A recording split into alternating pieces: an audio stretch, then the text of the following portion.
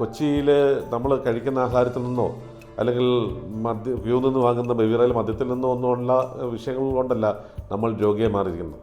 2004 വെറും 200 വൃക്ക രോഗികളുണ്ടായിരുന്ന കൊച്ചിയായിരുന്നു. ഇന്ന് അത് ലക്ഷക്കണക്കിന് വൃക്ക രോഗികളിലേക്ക് മാറുകയുണ്ടായി. കിഡ്നി റാക്കറ്റുകൾ അടക്കമുള്ളത് കൊച്ചിയിലേക്ക് വന്നു നിറഞ്ഞ സന്തോഷമുണ്ട്. വൃക്ക രോഗികൾ കൊച്ചിയിൽ എങ്ങനെയാണ് ഉണ്ടാകുന്നത്? അതൊരു അന്വേഷണമാണ്.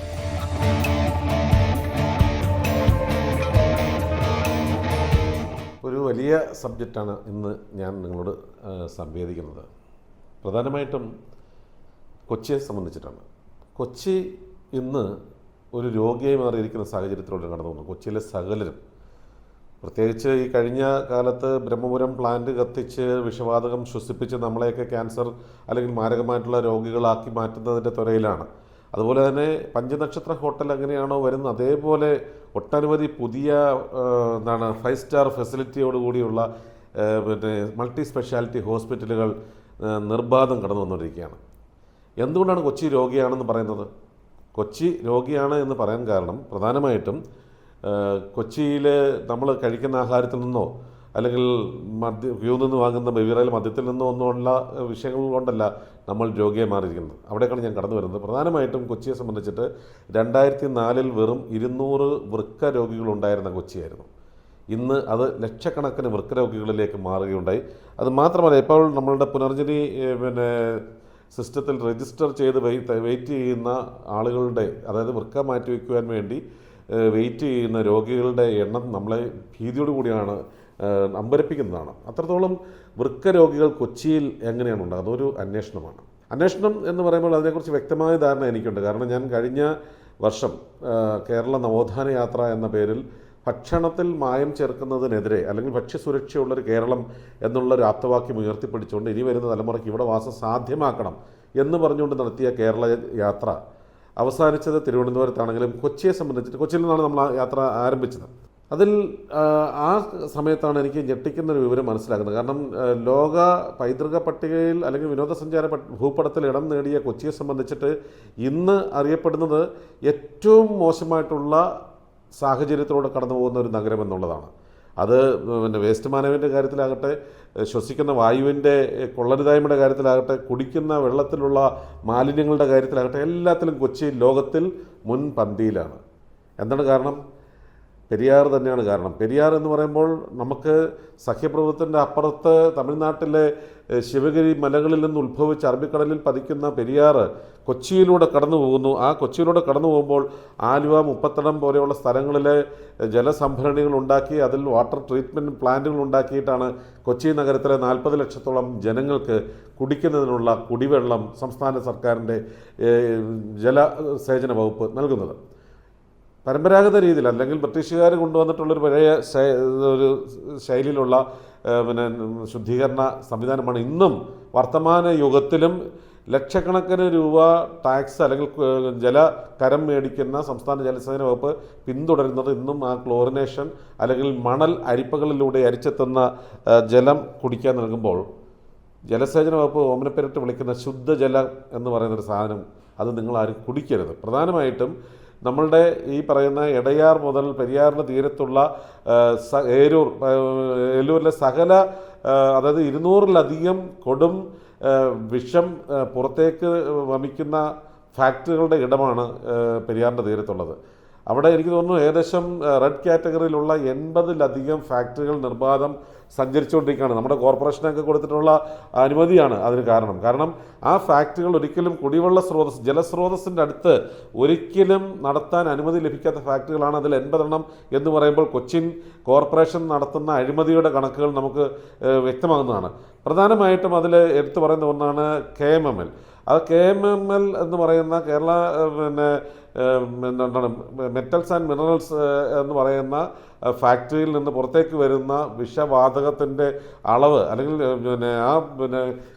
പെരിയാറിലേക്ക് നിർഗമിപ്പിക്കുന്ന അവരുടെ അഴുക്ക് ജലം, അത് പെരിയാറിനെ ഏറ്റവും കൂടുതൽ ദ്രോഹിക്കുന്നത് അത്തരം ഫാക്ടറികളാണ്.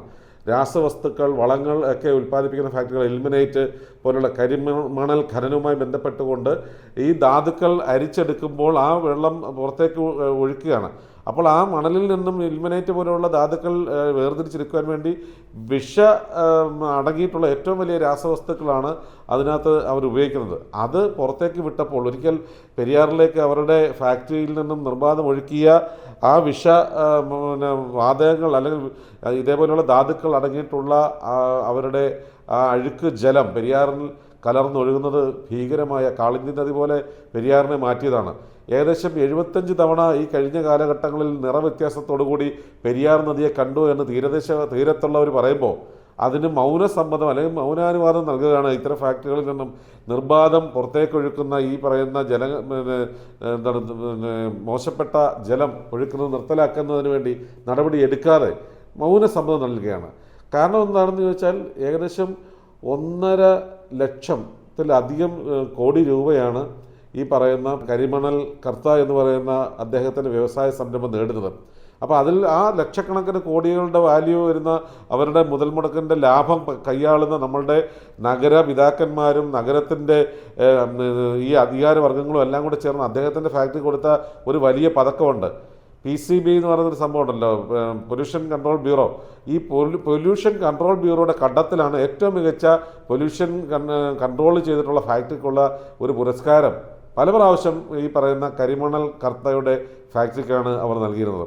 അപ്പോൾ ഈ പൊതുജനങ്ങൾക്ക് എന്ത് അസുഖം വന്നാലും കുഴപ്പമില്ല, നമ്മളുടെ കീശ വലുതായാൽ മതി എന്ന് ആഗ്രഹിക്കുന്ന തരത്തിൽ ഇവിടുത്തെ അധികാരികളും രാഷ്ട്രീയക്കാരും മാധ്യമങ്ങളടക്കം മാറിയതിൻ്റെ ഫലമാണ് കരിമണൽ കർത്തയുടെ സ്ഥാപനങ്ങൾ പോലുള്ള സ്ഥാപനങ്ങൾ പെരിയാറ്റിലേക്ക് നിർബാധം ഈ പറയുന്ന അഴുക്ക് ജലം, മാലിന്യം എന്ന് പറയുന്നത് പറഞ്ഞുകൂടാ വിഷം ഒഴുക്കിക്കൊണ്ടിരിക്കുന്നത്. നമ്മളുടെ നോംസ് ആൻഡ് കണ്ടീഷൻ ഇത്തരം ഫാക്ടറികൾക്ക് കൊടുക്കുമ്പോൾ ഈ പറയുന്ന ശുദ്ധജലം ഇതേപോലെ ഉള്ള സ്രോതസ്സുകളിലേക്ക് അവരുടെ പൈപ്പ്, എക്സോസ്റ്റ് പൈപ്പ് ഉണ്ടെങ്കിൽ ഇൻറ്റേർണലായിട്ട് അവരെടുക്കുന്ന വെള്ളത്തിൻ്റെ പൈപ്പിൻ്റെ മുകളിലെ എക്സോസ്റ്റ് പൈപ്പ് സ്ഥാപിക്കാമെന്ന് പറഞ്ഞിട്ടുണ്ട്. അതെന്തിനാണെന്ന് ചോദിച്ചാൽ അവർ കുടിക്കുന്നതിനും കുളിക്കുന്നതിനും അല്ലെങ്കിൽ മറ്റുള്ള കാര്യങ്ങൾക്ക് വേണ്ടി എടുക്കുന്ന വെള്ളത്തിൻ്റെ മാലിന്യമാണെങ്കിൽ അവർക്കുകൂടെ അത് അനുഭവിക്കാൻ വേണ്ടി തന്നെയാണ് അങ്ങനെ ഒരു നിയമം ഉണ്ടാക്കിയത്. പക്ഷേ ഇതെല്ലാം കാറ്റിൽ പറത്തിക്കൊണ്ട് പെരിയാർ നദിയുടെ ആഴങ്ങളിലേക്ക് ആഴ്ന്നിറങ്ങുന്ന പൈപ്പുകൾ കൊണ്ട് നൽകുന്നത് ഈ പറയുന്നത് പോലെയുള്ള വിഷ ജലമാണ് കൊണ്ട് പല പ്രാവശ്യം പെരിയാറ്റിലെ മത്സ്യങ്ങൾ ചത്തുപൊങ്ങിയിട്ടുണ്ട്. ഇത് പമ്പ് ചെയ്ത് ജലസേചന വകുപ്പ് അല്ലെങ്കിൽ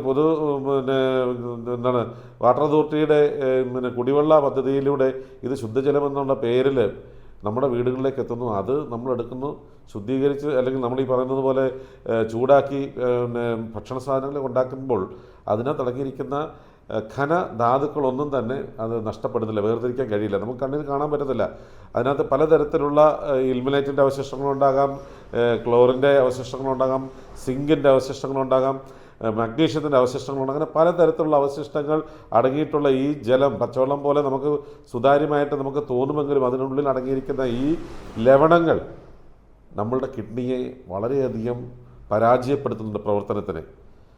കിഡ്നിയുടെ പ്രവർത്തനത്തിന് അവതാളത്തിലേക്ക് എത്തിക്കുമ്പോൾ കിഡ്നി നശിച്ചുകൊണ്ടിരിക്കുന്ന ഒരു വലിയ സമൂഹത്തിനെ സൃഷ്ടിച്ചുകൊണ്ടിരിക്കുകയാണ് ഇവിടുത്തെ വാട്ടർ അതോറിറ്റിയും നമ്മുടെ കോർപ്പറേഷനും കൊച്ചി കോർപ്പറേഷനും അതുപോലെ തന്നെ നിർബാധം സഞ്ചരിച്ചുകൊണ്ടിരിക്കുന്ന അല്ലെങ്കിൽ പ്രവർത്തിച്ചുകൊണ്ടിരിക്കുന്ന നമ്മളുടെ പെരിയാറിൻ്റെ ജലസ്രോതസ്സിലേക്ക് മലിനജലം ഒഴുക്കി വിടുന്ന ഫാക്ടറികളും. ഇതിനൊരു അറുതി വരുത്തുവാൻ ആരുമില്ലേ എന്ന് മലനാട് ജീവി ഒരിക്കൽ ചോദിച്ചതാണ്. അന്ന് മലനാട് ജീവിയിലൂടെ മാത്രം നമ്മളുടെ വാർത്ത പുറത്തേക്ക് പോയപ്പോൾ കരിമണൽ കർത്ത എന്ന് പറയുന്ന ആൾ തന്നെ മലനാട് ജീവിയിലേക്ക് എന്നെ വിളിക്കുകയും മലനാട് ജീവിയുടെ ആളുകൾ വന്നത് കാണാൻ പറഞ്ഞ് നമ്മളെ ക്ഷണിക്കുകയുണ്ടായി. അത്തരം ക്ഷണങ്ങളെല്ലാം ഒരുപാട് മാധ്യമപ്രവർത്തകരുടെ കീശകൾ നിറച്ചിട്ടുണ്ട് എന്ന് വ്യക്തമായ ധാരണ മലനാട് ജീവിക്കുന്നുണ്ട്. അതുകൊണ്ട് തന്നെ ഞങ്ങൾ ആ യാത്ര പോയതുമില്ല, ആ വാർത്ത പുറത്തുവിടുകയും ചെയ്തു. ആ വാർത്തകൾ നിങ്ങളെല്ലാവരും കണ്ടതാണ്. ഇപ്പം കൊച്ചിയെ സംബന്ധിച്ചിട്ട് ഞാൻ നേരത്തെ സൂചിപ്പിച്ചു, കൂണുകൾ പോലെ മുളച്ചു വരുന്ന ഒരുപാട് മൾട്ടി സ്പെഷ്യാലിറ്റി ഹോസ്പിറ്റലുകൾ ഇവിടെയുണ്ട്. 2004 4 ഡയാലിസിസ് കേന്ദ്രങ്ങൾ മാത്രമുണ്ടായിരുന്ന കൊച്ചിയിൽ ഇന്ന് 3 ഡസനിലധികം ഡയാലിസിസ് കേന്ദ്രങ്ങളുണ്ടെന്നാണ് കണക്കുകൾ സൂചിപ്പിക്കുന്നത്. അതുപോലെ 200 മാത്രമുണ്ടായിരുന്ന രോഗികളുടെ എണ്ണത്തിൽ നിന്നും ലക്ഷക്കണക്കിന് എണ്ണങ്ങളിലേക്ക് രോഗികളുടെ എണ്ണം കടന്നു വരികയാണ്. ഈ സാഹചര്യത്തിലാണ് നമ്മൾക്ക് വിഷപ്പുകയേറ്റും ഈ കുടിവെള്ളത്തിലൂടെ കടന്നു വരുന്ന മാരകമായ വൃക്കരോഗങ്ങൾ അടക്കമുള്ളത് ഏറ്റുവാങ്ങിക്കൊണ്ട് കൊച്ചിയുടെ 40 ലക്ഷം വരുന്ന ജനസമൂഹം ഇവിടെ ജീവിക്കുന്നത്. ജീവിക്കുകയല്ല, അവർ ഇഞ്ചിഞ്ചായി മരിച്ചുകൊണ്ടിരിക്കുകയാണ് എന്നുള്ള വേദനയോടുകൂടി തന്നെ പറയട്ടെ. കൊച്ചിയിൽ സംബന്ധിച്ചിട്ട് കൊച്ചി മനോഹരമാണ്. കൊച്ചിയുടെ മെട്രോയും വാട്ടർ മെട്രോയും കൊച്ചിയെ ലോകോത്തര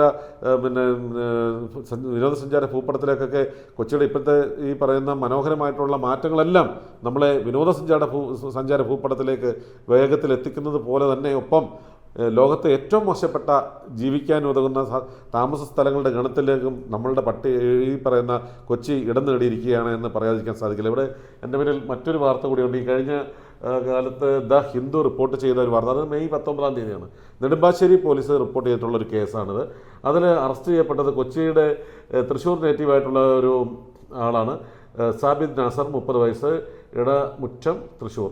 അദ്ദേഹത്തിനെ അറസ്റ്റ് ചെയ്തപ്പോൾ 2019 മുതൽ 2024 വരെ അദ്ദേഹം നടത്തിയിട്ടുള്ള ഈ പറയുന്ന പോലെ man illegally part of organ trade racket arrested in Kochi എന്ന് പറഞ്ഞ പോലെ ഒരു വലിയ മനുഷ്യക്കടത്ത് സംഘത്തിൻ്റെ കണ്ണിയാണ് ഈ 19-ാം തീയതി നമ്മളുടെ എയർപോർട്ടിൽ വെച്ച് പോലീസ് അറസ്റ്റ് ചെയ്തത്. അദ്ദേഹത്തിൻ്റെ കണക്ക് പ്രകാരം ഏകദേശം 2019 മെയ് മുതൽ 2024 മെയ് വരെ അദ്ദേഹം കൊടുത്ത റിപ്പോർട്ട് അനുസരിച്ച് ഏകദേശം 20 ആളുകളെ ഇന്ത്യയിൽ നിന്ന് നേരെ ഇറാനിലെ ഒരു ആശുപത്രിയിലേക്ക് കിഡ്നി ട്രാൻസ്പ്ലാന്റേഷന് വേണ്ടി അദ്ദേഹം കൊണ്ടുപോയിട്ടുണ്ട് എന്നാണ് പറഞ്ഞത്. ഇതിൽ എത്ര പേര് ജീവിച്ചിരിപ്പുണ്ടെന്ന് പോലും നമുക്കറിയില്ല. അതിൽ മറ്റൊരു കാര്യം വളരെ കേമമാണ്. ഒരു ദാതാവിനെ കൊടുക്കുമ്പോൾ ഹോസ്പിറ്റലിൽ കൊടുക്കുന്നത് 50 ലക്ഷം രൂപയാണ്. ഒരു കിഡ്നിയുടെ ഒരു ദാതാവിൻ്റെ ഒരു കിഡ്നിക്ക് അവിടുത്തെ ഇറാൻ ഹോസ്പിറ്റലിൽ കൊടുക്കുന്നത് 50 ലക്ഷം രൂപയാണ്. പക്ഷേ ഡോണറിന് കിട്ടുന്നത് 7 ലക്ഷം മുതൽ 9 ലക്ഷം രൂപ വരെ മാത്രമാണ്.